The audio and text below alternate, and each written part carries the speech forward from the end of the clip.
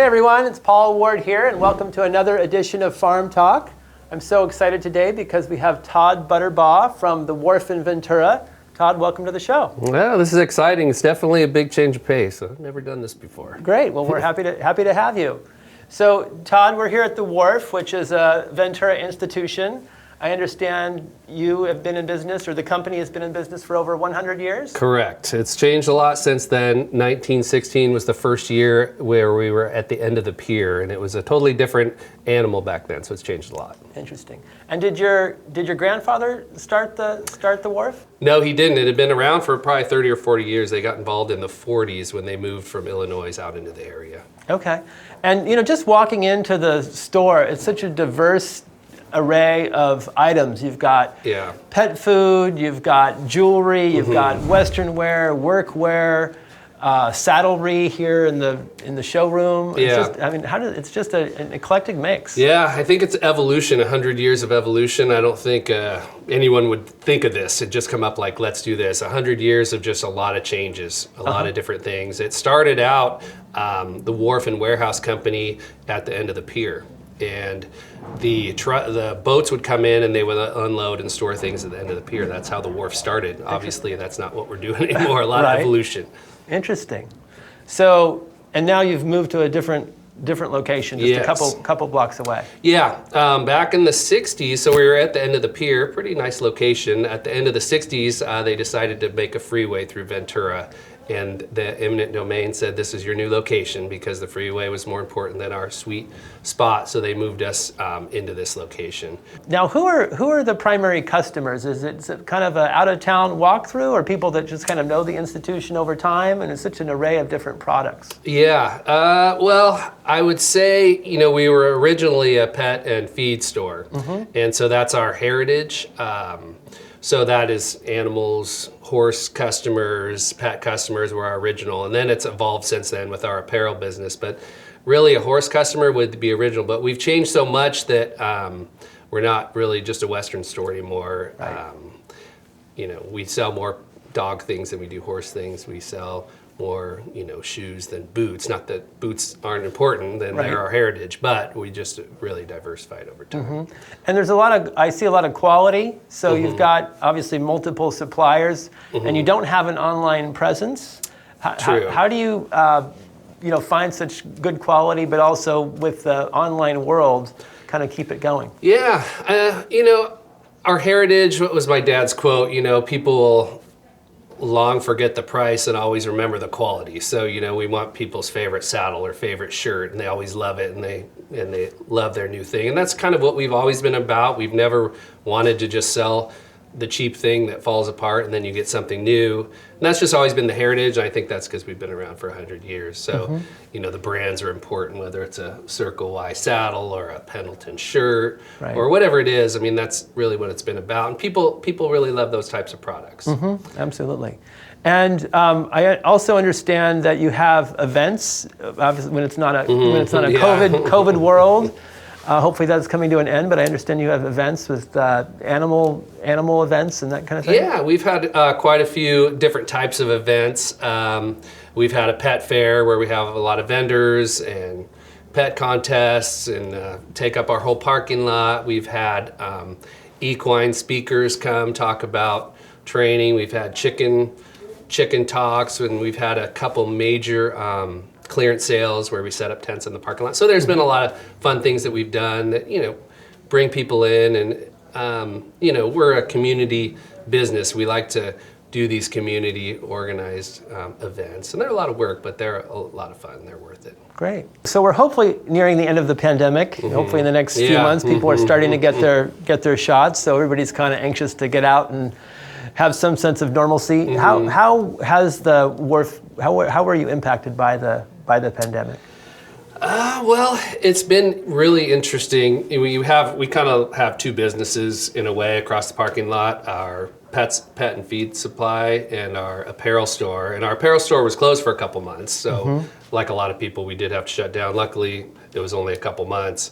So our feed store has been open ever since, and people were nervous. I mean, customers were nervous. There was a little bit of a run on product, actually. Really? It wasn't quite like toilet paper, but people were buying lots of dog food or lots of horse or this and that. So we did have a little run of people buying things because there was a lot of panic and people were getting ready to shut it down.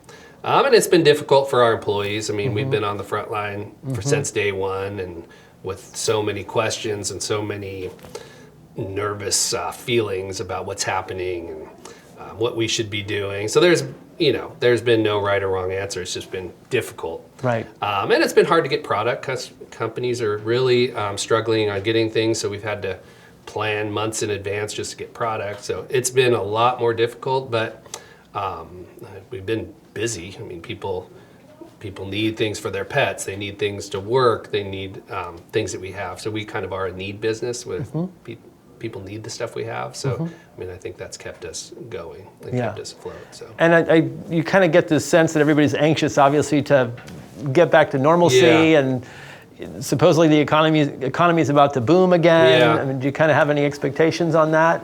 I could see that because we've been strong. I mean, we're busier than normal because I guess, I don't know why. You never know why you're slower than normal. You never know why you're busier than normal. So I feel that could be the case. I mean, I don't think it's going to slow down. We're busier than normal, and people, there's confidence out there. People are confident to be out, be in stores. I mean, you can just see people's attitudes have totally changed over the last 6 to 8 months. That they're ready. Yep, very anxious to get back to normal. Yeah. Are you involved in 4-H at all with the kind of a array of pet products? Yeah, we've been involved in 4-H for many decades, and we've sold the feed. We have the clothes that they need to wear for the shows. We've sponsored a number of things in the 4-H over the years, and we still do. And all the equipment they need. So it's always been fun, and it's always been fun to be involved. And we try and make the auction just about every year and try and get some animals and support those kids because nothing's funner than that. Really. Right. It's a great experience. I always do the add-on contribution. I never want to buy a side of beef. Or a whole lamb, but I always like to make the add-on contribution. Yeah, it's a big commitment. Otherwise, you have to almost buy a freezer and have about 5 friends to share it with. So. Exactly. Yeah. And what about saddles? I mean, you've got some beautiful saddles here. So a wide array of manufacturers, we have quite a wide array. I mean, there's handmade, there's every different kind of leather. It's just beautiful work. It's neat. People, the city folk out there that walk in and they look at the saddles and they think, wow, what's going on here? And it's just fun to look it up close and all the workmanship and everything that goes into that kind of Western lifestyle stuff. So it's pretty neat. And there's more horse people around that people realize. Wharf-Ventura, it's a beach town, but really everywhere surrounding us. I mean, you could go 5 miles in every direction and there's a horse, but people just don't really realize that. Absolutely. It's true. Yep. So what are customers interested in right now?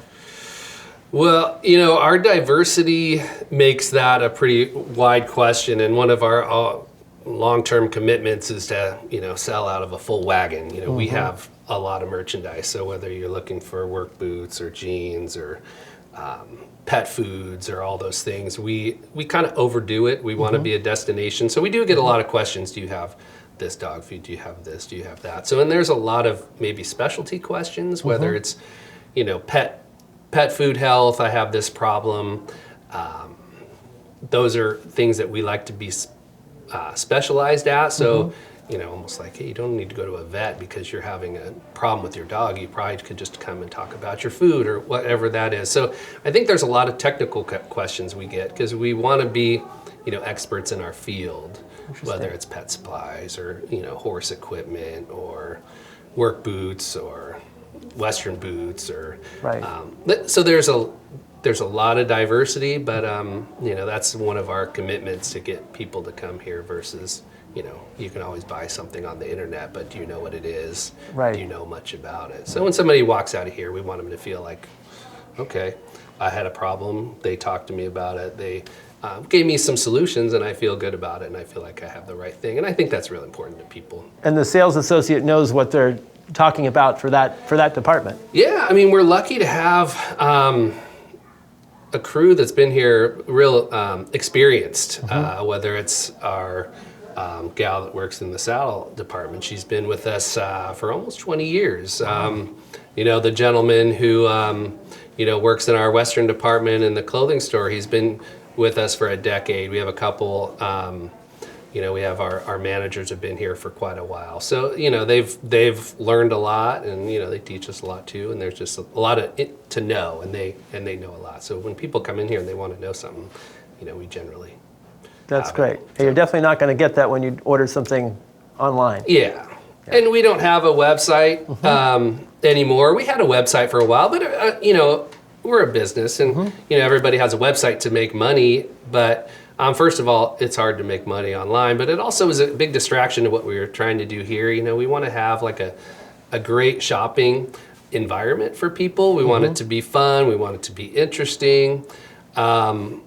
And we want it to be family, and we want it to be local. And to be honest, websites aren't those things. Right. And that's really what we are. We've been here for 100 years. So not having a website has almost been a blessing for us, because it doesn't really represent what we are. Right.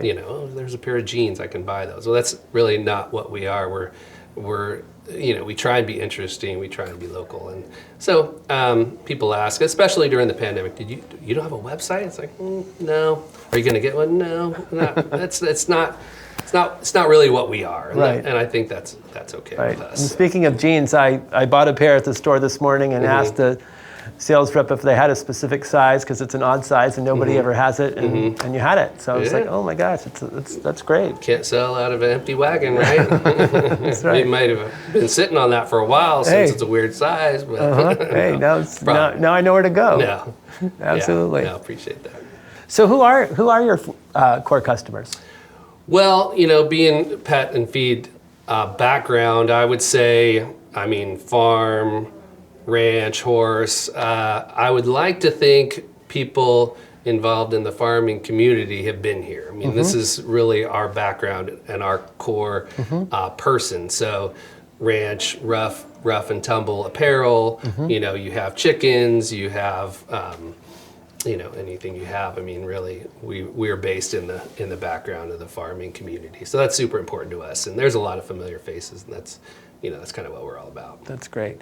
And I also think because your store is so diverse, you have to kind of keep up on trends, right? You have the dog foods that other stores don't have. You're not just selling Purina. You've got specialty products that other stores don't have. And kind of what are the trends in each of those different areas that you sell? Yeah, it does move fast, and there's always new products to see, and we do want to experiment with new products because we want to be interesting and we want to be ahead of the game. But we also listen to our customers too. If we have people asking for a product, do you have this? We say, maybe we should get that. And that's half the time, people ask for it and we just get it because that's the local people want a certain thing. We can bring it in. So we experiment, but we also listen to people to decide which direction to go. That's great. So thank you, Todd Butterbaugh, for being a guest on our show, Farm Talk. We greatly appreciate it. Yeah. And this episode was brought to you by The Money Store and Escrow Hub. And be sure to tune in for the next episode of Farm Talk.